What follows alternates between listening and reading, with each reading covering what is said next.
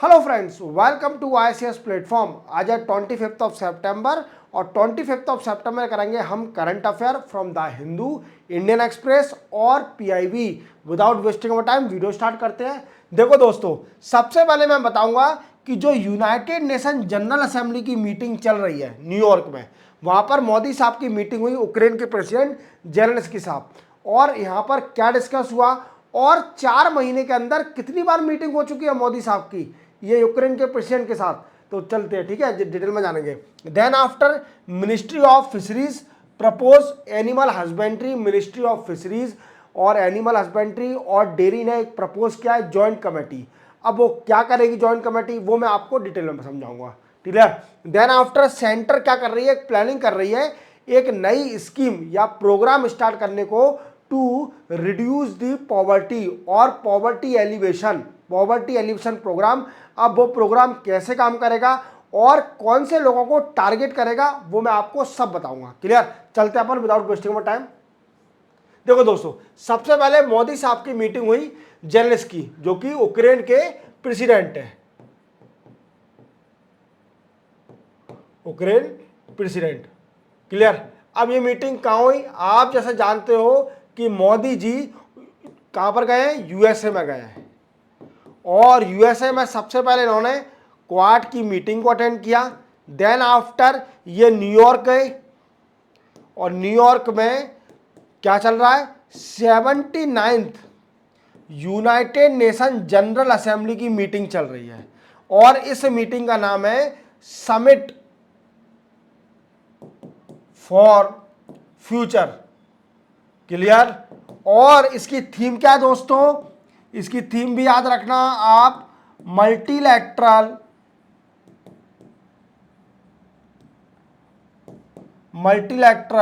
Solution for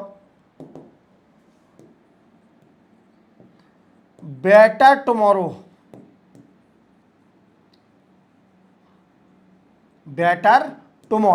clear. Multilateral solution for better tomorrow, it is a theme of United nation general assembly. जैसे कि मैंने आपको कल बताया था कि पैलेस्टीन PM से मुलाकात हुई थी, जो कि मोहम्मद अब्बास हैं मोदी साहब की, और मोदी साहब ने एश्योरेंस तब भी दिया था कि आप बेफिक्र रहिए, इसराइल से बात करेंगे, जो इसराइल और हमास के बीच वार चल रहा है उसको हम रिजॉल्व करने की कोशिश करेंगे और आपको ह्यूमैनिटेरियन असिस्टेंस भी देंगे। इसी के साथ जेलेंस्की जो यूक्रेन के प्रेसिडेंट हैं, जैसे कि 4 महीने में, देखो कितना उदास है बेचारा, 4 मंथ में ये थर्ड मीटिंग है मोदी साहब और जेलेंस्की, थर्ड मीटिंग है ये 4 महीने के अंदर। और इस मीटिंग में क्या डिस्कस किया गया दोस्तों, ये क्वेश्चन बनता है कि जो जेलेंस्की यूक्रेन के प्रेसिडेंट हैं उन्होंने क्या डिस्कस किया मोदी साहब से in United nation general assembly. जैसे कि आप जानते हो कि जेलेंस्की भी जानता है कि रशिया बहुत अच्छा दोस्त है इंडिया का और मोदी साहब में ताकत है। इवन रशिया के जो प्रेसिडेंट है पुतिन साहब ने भी बोल दिया कि India hold the power to resolve the issue between Russia and Ukraine. क्या है कि इंडिया के पास पावर है, इंडिया डिस्कस कर सकती है, मीडिएटर बन सकती है, रिजॉल्व कर सकती है इशू को। तो इनमें क्या क्या कॉपरेशन हुए, क्या करेंगे, ये देखो आप समझते हैं हम। सबसे पहले एक चीज ने इंटरेक्शन, कॉपरेशन हुआ, इंटरेक्शन ऑन इंटरनेशनल प्लेटफॉर्म। क्या बोला कि इंडिया और यूक्रेन इंटरनेशनल प्लेटफॉर्म पर इंटरेक्ट करेगी। अब वो इंटरनेशनल प्लेटफॉर्म कौन कौन से हैं, जैसे यूनाइटेड नेशन और देन आफ्टर G20। इस इंटरनेशनल प्लेटफॉर्म पर यूक्रेन और इंडिया मीट करेगी। क्लियर। देन आफ्टर इंडिया ने बोला कि don't worry, we will find out peace formula.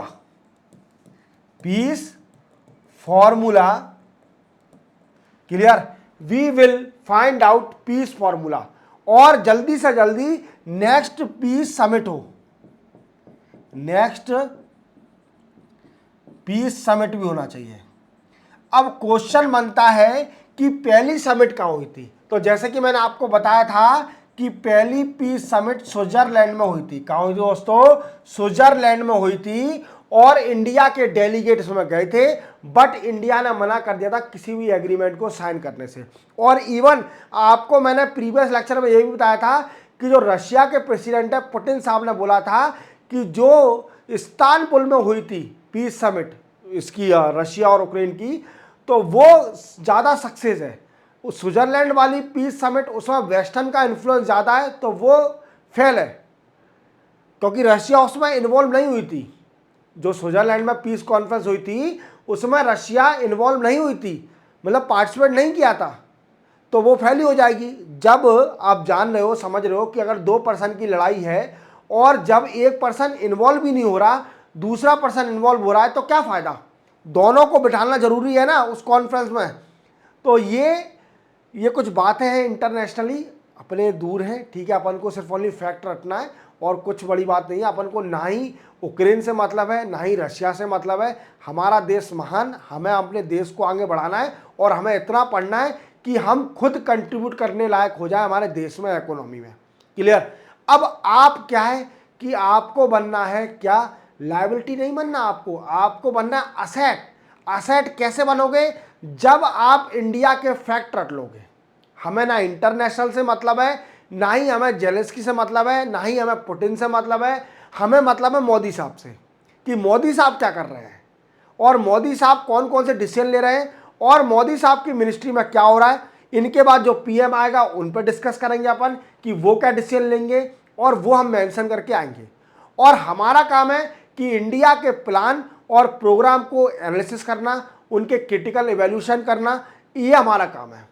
हमें ये नहीं कि जेलस की क्यों मीटिंग नहीं कराना, हम जाएंगे डेलीगेट बन के जाएंगे और बस बनने वाले हैं आईएएस, और डेलीगेट जैसी बने उसको पकड़ के आएंगे और भाई डिस्कस कर पुतिन से। जब तक तुम इतने बड़े डेलीगेट बनोगे तब तक तो ये वार खत्म हो जाएगा, ना जेलेंस्की रहेंगे ना पुतिन साहब रहेंगे। क्लियर? तो चलते हैं अपन नेक्स्ट उस पर। नेक्स्ट है ministry of fisheries propose joint committee. क्या है दोस्तों? जैसे कि आप जानते हो कि मिनिस्ट्री ऑफ फिशरीज, मिनिस्ट्री पूरा नाम लिख देता हूं, मैंने शॉर्ट में लिख दिया है, ministry of fisheries, animal husbandry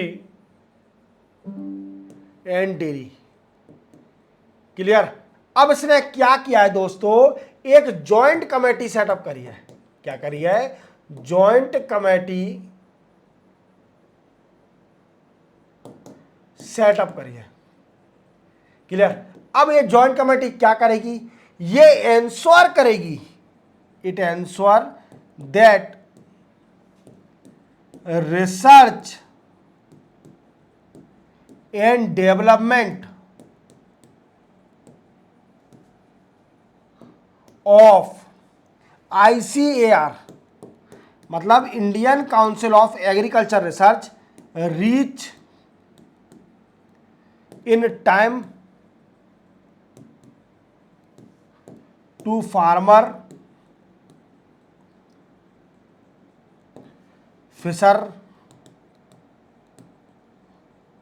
fisherman and agriculture worker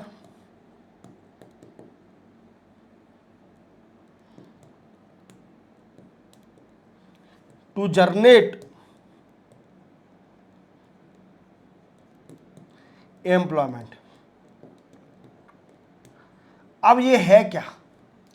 देखो मैं बताता हूं क्या है दोस्तों। जैसे कि आप जानते हो Indian council of agriculture research कितनी सारी रिसर्च करती है, और कई सारी रिसर्च भी करती है, डेवलपमेंट भी करती है, सीड्स बनाती है, और एग्रीकल्चर पर कई सारी रिसर्च करती है।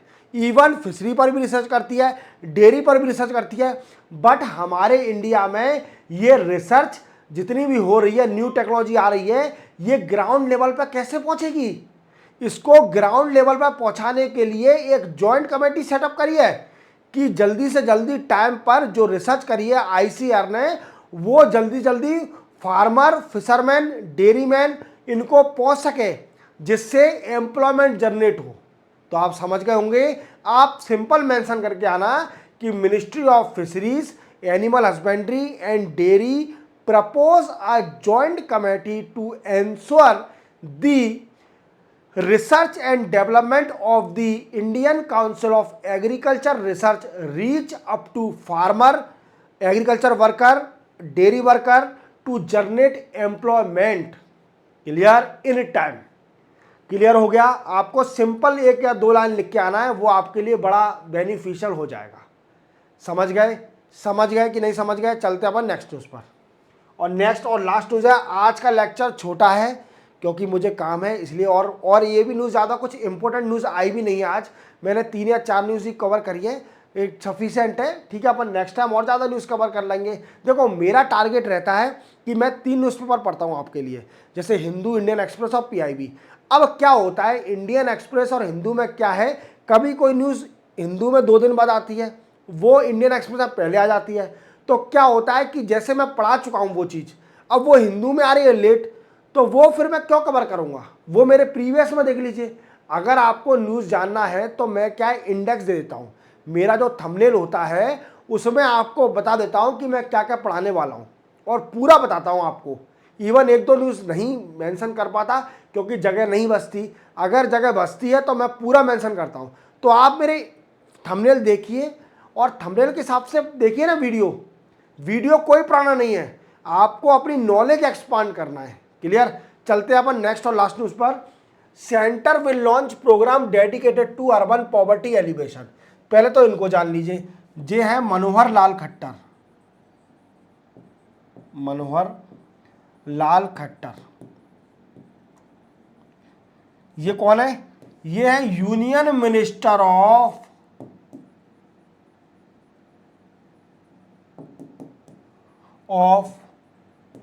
Urban affair.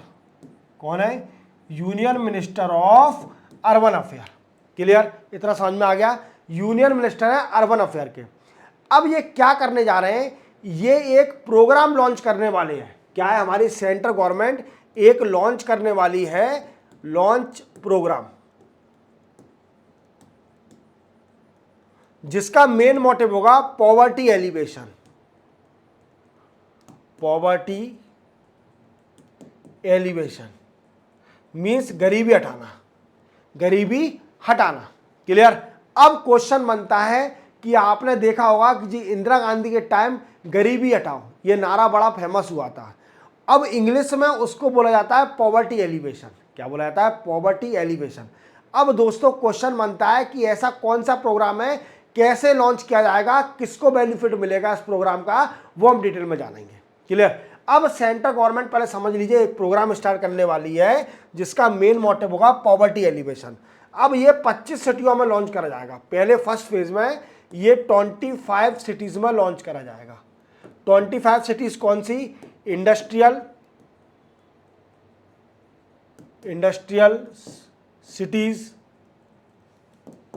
We can say port cities, aspiration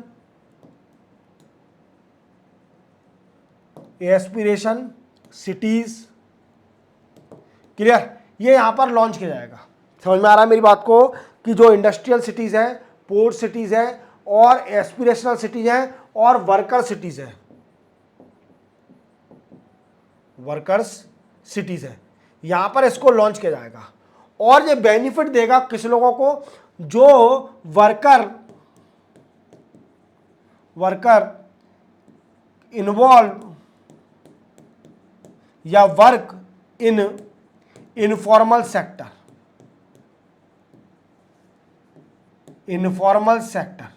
अब क्वेश्चन बनता है कि इनफॉर्मल सेक्टर कौन कौन से. क्या है दोस्तों कि इनफॉर्मल सेक्टर कौन कौन से? जैसे आप जानते हो कि इनफॉर्मल सेक्टर क्या? गिग वर्कर तो समझ गए होंगे कौन होते हैं गिग वर्कर. जो जोमेटो, आपके फ्लिपकार्ट, अमेजोन के जितने भी वर्कर आते हैं आपके घर में डिलीवरी करने के लिए, वो सारे गिग वर्कर कहलाते हैं. और ओला, उबर आप करते हो, कई सारी कैब मंगाते हो, या फिर वो जुप्पी नहीं कह सकते, सॉरी, वो एक आती है, वो कैब आती है राइड नाम से, वो बाइक वाली, that is also gig worker. Clear. Gig worker, construction worker,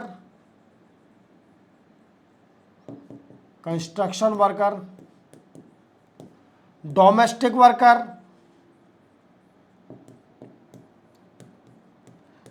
domestic workers, then after care workers,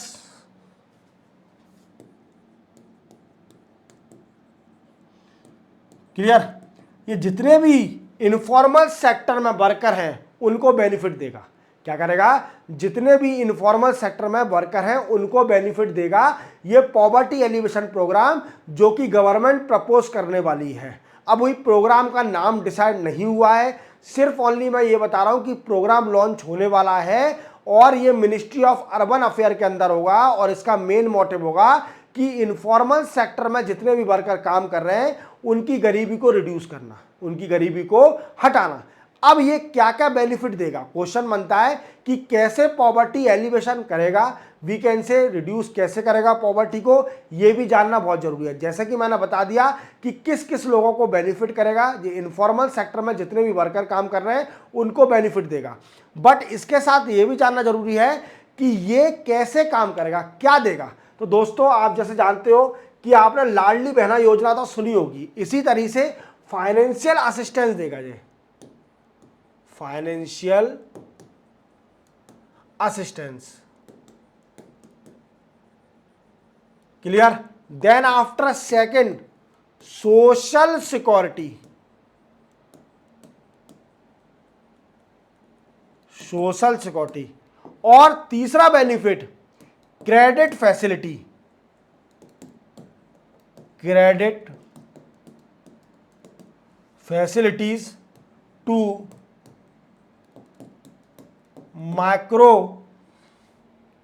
micro we can say micro industries. देखो, छोटे छोटे वर्कर होते हैं, जो छोटी छोटी इंडस्ट्री होती है, micro medium and small enterprise जो होती है, वो सबसे बड़ी प्रॉब्लम क्या है उनकी प्रॉब्लम है क्रेडिट प्रॉब्लम। क्या है दोस्तों? क्रेडिट प्रॉब्लम की सबसे बड़ी प्रॉब्लम है उनको, क्योंकि रेगुलर क्रेडिट चाहिए तभी वो बिजनेस चलता है। अब ये बेनिफिट कैसे मिलेगा? अब अगर उनको क्रेडिट मिल जाएगा, पैसा मिल जाएगा, तो वो क्यों उनका काम रुकेगा? उनका काम तो धड़ धड़ाके से चलेगा। समझ रहे हो मेरी बात को? तो क्या है कि सेंट्रल गवर्नमेंट अच्छा सोच रही है, जो इनफॉर्मल वर्कर हैं उनकी पॉवर्टी रिड्यूस करने के लिए पहले फेज में 25 सिटियों में लॉन्च करा जाएगा प्रोग्राम। अभी नाम डिसाइड नहीं हुआ है। इनफॉर्मल सेक्टर जैसे construction worker, gig worker, care worker, domestic worker, ये मैन्युफैक्चरिंग वर्कर, ये सारे वर्कर हैं जो इनफॉर्मल सेक्टर में काम कर रहे हैं, वो उनको बेनिफिट मिलेगा।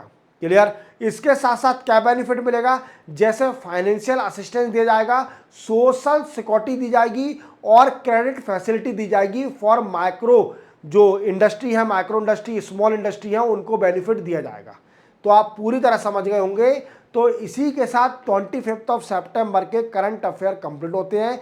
चैनल को सब्सक्राइब और बेल आइकन प्रेस करना ना भूलना। मिलते हैं हम कल नए करंट अफेयर के साथ, तब तक के लिए जय हिंद।